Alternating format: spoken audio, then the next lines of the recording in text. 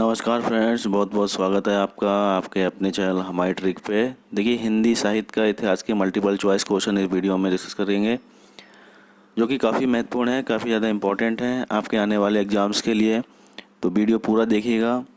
साथ ही साथ अगर आप वीडियो का पीडीएफ डाउनलोड करना चाहते हैं, जितने भी प्रश्न हैं उनको एक पीडीएफ के रूप में डाउनलोड करना चाहते हैं, तो इसे निःशुल्क डाउनलोड कर सकते हैं। डिस्क्रिप्शन बॉक्स में उसका लिंक मिल जाएगा आपको, वहाँ पे जाके क्लिक करके उसे आप निःशुल्क डाउनलोड कर सकते हैं। आप हमसे जुड़ना चाहते हैं, चैनल को सब्सक्राइब कर सकते हैं। साथ ही साथ बेल आइकन को प्रेस कर दीजिएगा, जिससे कोई भी वीडियो मैं डालूँगा तो आप तक उसका नोटिफिकेशन पहुँच जाएगा। तो बढ़ते हैं प्रश्नों की तरफ। देखिए, पहला प्रश्न है, आधुनिक काल का प्रारंभ कब से माना गया है? चार ऑप्शन है।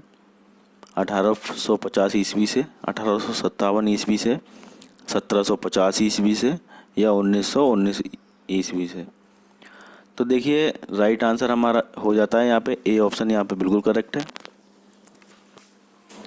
ए ऑप्शन यहाँ पे करेक्ट है हमारा, 1850 ईस्वी से। बढ़ते हैं अगले प्रश्न की तरफ। देखिए, सरस्वती पत्रिका के संपादक कौन थे? ये हमारा प्रश्न है।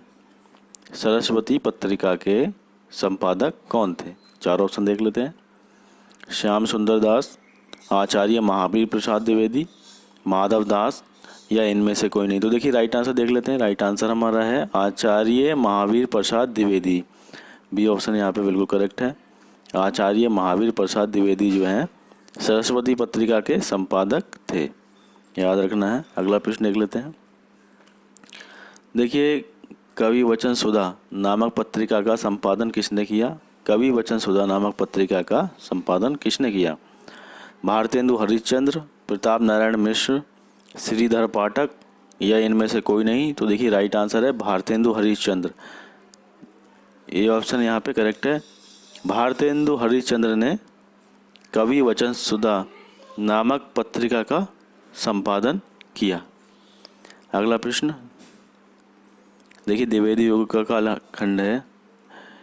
द्विवेदी युग का कालखंड है, यानी द्विवेदी युग का पीरियड बताना है, कब से कब तक था। चार ऑप्शन देख लेते हैं। सन 1900 से 1916 तक, सन 1900 से 1926 तक, सन 1900 से 1936 तक, सन 1900 से 1946 तक।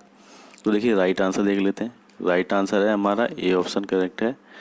ये है सन 1900 से 1916 तक। ये द्विवेदी युग का कालखंड माना जाता है, सन 1900 से 1916 तक। अगला प्रश्न देखिए, छायावाद का कालखंड क्या है? यानी छायावाद का पीरियड बताना है, छायावाद कब से कब तक रहा। चार ऑप्शन है। सन 1916 से 1926 तक, 1900 से 1916 तक, 1916 से 1936 तक, या 1900 से 1946 तक। तो देखिए, राइट आंसर है 1916 से 1936 तक। 1916 से 1936 तक। इससे पहले जो प्रश्न था वो 1900 से 1916 तक उनका पीरियड था। अब चूँकि ये वाला छायावाद है तो 1916 से कंटिन्यू है और 1936 तक ये रहा। अगला प्रश्न देख लेते हैं। देखिए, प्रगतिवाद का कालखंड है। प्रगतिवाद का कालखंड कब से कब तक है? सन 1936 से 46 तक, 36 से 43 तक, 36 से 56 तक, या 36 से 60 तक। तो देखिए, राइट आंसर है 36 से 43 तक, यानी कि जो हमारा लास्ट प्रश्न था इससे पहले का, उसी को कंटिन्यू किया है इसने। 1936 से अब ये 1943 तक होगा।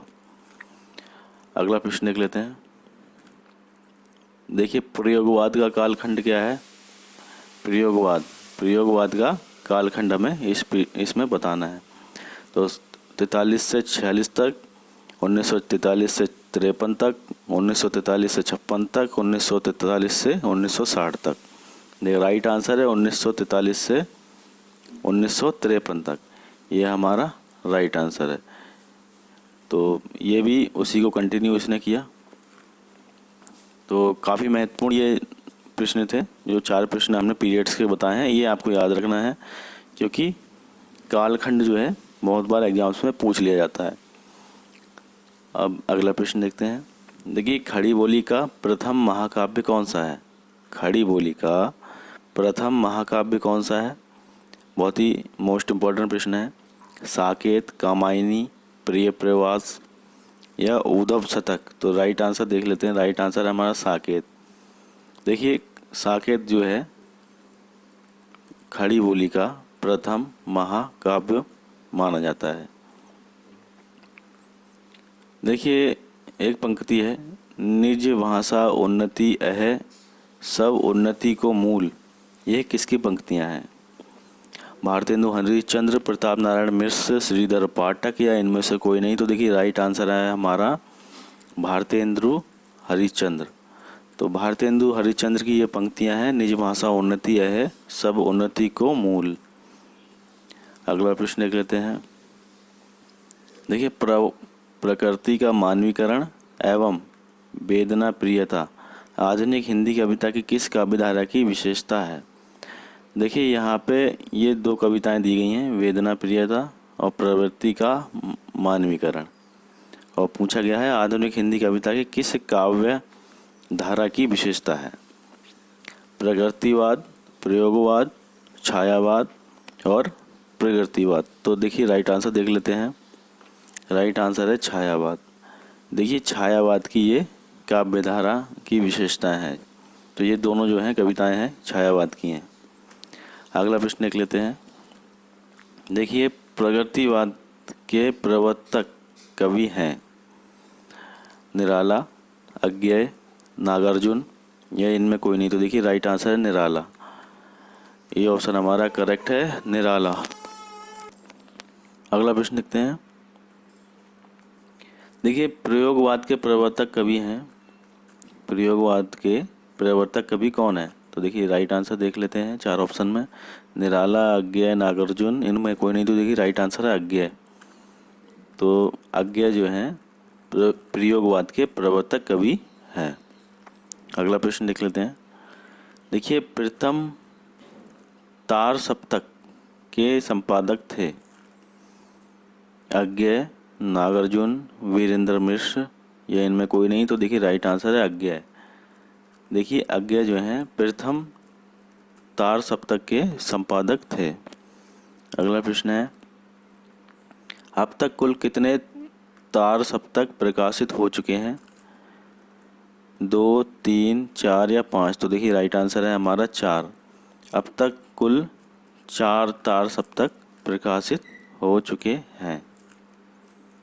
अगला प्रश्न, निम्नांकित में से किस कवि का संबंध रीति काल से नहीं है? यहाँ पे ज़रा ध्यान से देखिएगा, रीति काल से नहीं है। तो 4 कवि ऑप्शन में आएंगे, देख लेते हैं किसका संबंध रीति काल से नहीं है। बिहारी, मंझन, सोमनाथ या इनमें कोई नहीं? तो देखिए राइट आंसर है मंझन। मंझन जो है रीतिकाल के कवि नहीं है, बाकी बिहारी और सोमनाथ ये रीतिकाल के कवि हैं। अगला प्रश्न, देखिए निम्नलिखित में से कौन सा कवि महाकाव्यकार नहीं है? तो महाकाव्यकार कौन सा कवि नहीं है? 4 ऑप्शन है। जयशंकर प्रसाद, मैथिली शरण गुप्त, अयोध्या सिंह उपाध्याय यानी कि हरिऔध, सूर्यकांत त्रिपाठी, निराला। तो राइट आंसर है हमारा सूर्यकांत त्रिपाठी, निराला। डी ऑप्शन यहाँ पे करेक्ट है। ये जो है महाकाव्यकार नहीं है, बाकी ये जो शुरुआत के ऑप्शन है 3, ये सब महाकाव्यकार की श्रेणी में आते हैं। तो ये तीनों कवि जयशंकर प्रसाद, मैथिली शरण गुप्त, अयोध्या सिंह उपाध्याय, हरिऔध, ये सब महाकाव्यकार की श्रेणी में आते हैं। सूर्यकांत त्रिपाठी, निराला महाकाव्यकार नहीं है। अगला प्रश्न देख लेते हैं। देखिए चिंतामणि के लेखक कौन है? चिंतामणि के लेखक कौन है? 4 ऑप्शन है। श्याम सुंदर दास, गुलाब राय, आचार्य रामचंद्र शुक्ल या मुंशी प्रेमचंद्र। तो देखिए राइट आंसर देख लेते हैं, आचार्य रामचंद्र शुक्ल। चिंतामणि के लेखक जो हैं आचार्य रामचंद्र शुक्ल हैं। तो देखिए फ्रेंड्स, हमारे आज के प्रश्न यहीं पे संपन्न होते हैं। उम्मीद है आप इनका लाभ लेंगे। अगर आपको वीडियो अच्छा लगा हो तो वीडियो को लाइक ज़रूर कीजिएगा। अगर आप हमसे जुड़ना चाहते हैं तो चैनल को सब्सक्राइब कीजिएगा। और अगर आप किसी ग्रुप से जुड़े हुए हैं, व्हाट्सएप ग्रुप से, टेलीग्राम ग्रुप में, तो वहाँ पे इस वीडियो को शेयर भी कर दीजिएगा। साथ ही साथ जितने भी प्रश्न थे इस वीडियो में, उन सब की एक PDF फाइल डिस्क्रिप्शन बॉक्स में दिए गए लिंक पे क्लिक करके आप डाउनलोड कर सकते हैं। तो बहुत बहुत धन्यवाद आपका। समय बहुमूल्य है, सदुपयोग करें।